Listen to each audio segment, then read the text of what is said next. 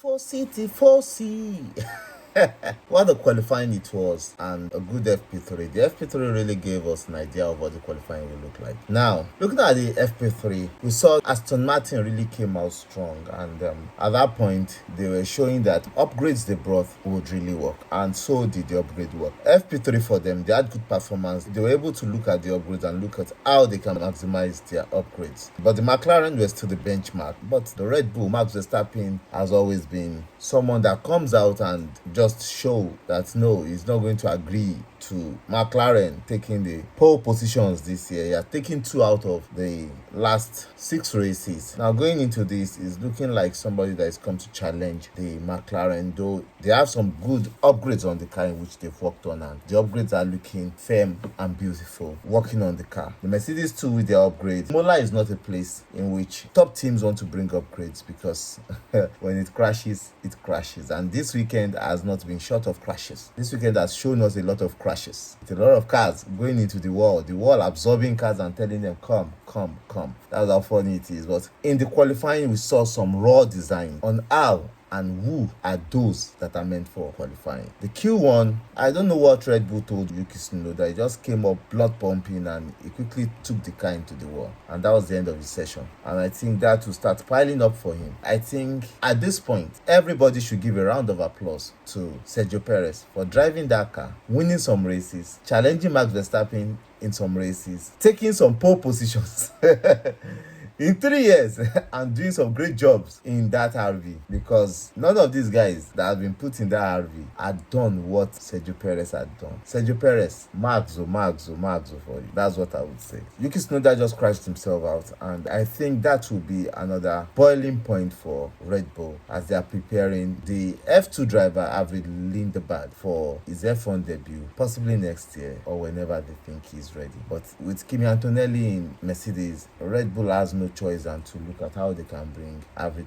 Lindenberg into F1. So we should be looking at that. In Q1, we saw the Ferraris, by the sniff of their nostril here, they were able to get out of Q1. In Q1, we have Lawson, Hulkenberg, Ocon, Bierman, and Tsunoda that caused the first red flag out in Q1. Colapinto caused the second red flag in Q1, but was able to help the Ferraris, the Hamilton and Charles Leclerc, because if he didn't have that crash, I think Hamilton, Charles Leclerc are already out in Q1. Verstappen picking on P1 in Q1, Alonso P3, which was a stellar lap for him. In Q2, we had the Ferraris out, 11 and 12. Charles Leclerc 11, Lewis Hamilton 12, Kimi Antonelli 13, Bortoleto 14, and Colapinto that took out the second red flag in Q1 were out. Now, let us be sincere with ourselves. The whole Italians were out in Q2 in succession, because we have the 2 Ferraris and Kimi Antonelli out. What is left in the race? The Ferrari struggled with oversteer, brakes, and they were just everywhere. And looking at tomorrow's race, the Imola track is a place in which you have to qualify in a very good position, because it's very difficult to overtake. Best place to overtake should be between turn 2 and 3. Those are the best place to overtake. That is getting the DRS from the start-finish line and find a way to overtake that. So how Ferrari will do it tomorrow, I don't know. In race pace, they still look behind Alpine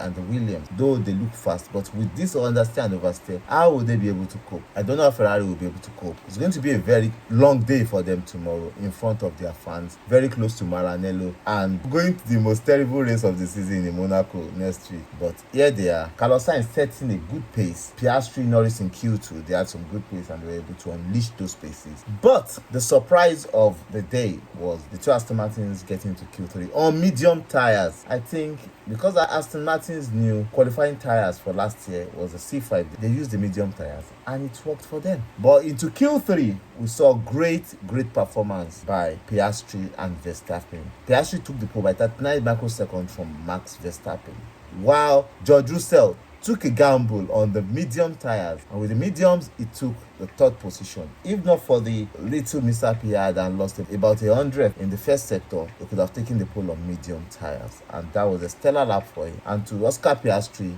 the championship leader, he has proven himself that he's not come to play this season, he's come to win championship. What the qualifying it was for him and for George Russell. Lando Norris is in 4th position, Fernando Alonso in 5th position on the scrubbed medium. What qualifying it was for them. I don't understand how they were able to do it on the mediums, on the scrub mediums, and they did it. Isaac Aja again in Q3. Isaac Aja keeps telling us that he's not in F1 to joke. He's just driving that car and he's going to put himself up there and show how good he is. Probably he's trying to market himself for the seat of the Red Bull. What a qualifying it was. What a heartbreak it was for the Italian fans. And I think tomorrow will be a day of racing. Maybe they can redeem themselves. Antonelli, Lewis Hamilton, and Charles Leclerc could redeem themselves next week, but I don't see what Ferrari wants to do. They might get into the points, but I don't see how they can salvage this. This is already looking like a bad weekend, a bad year for them. And like somebody said, maybe they should concentrate on 2026 car. They might be lucky.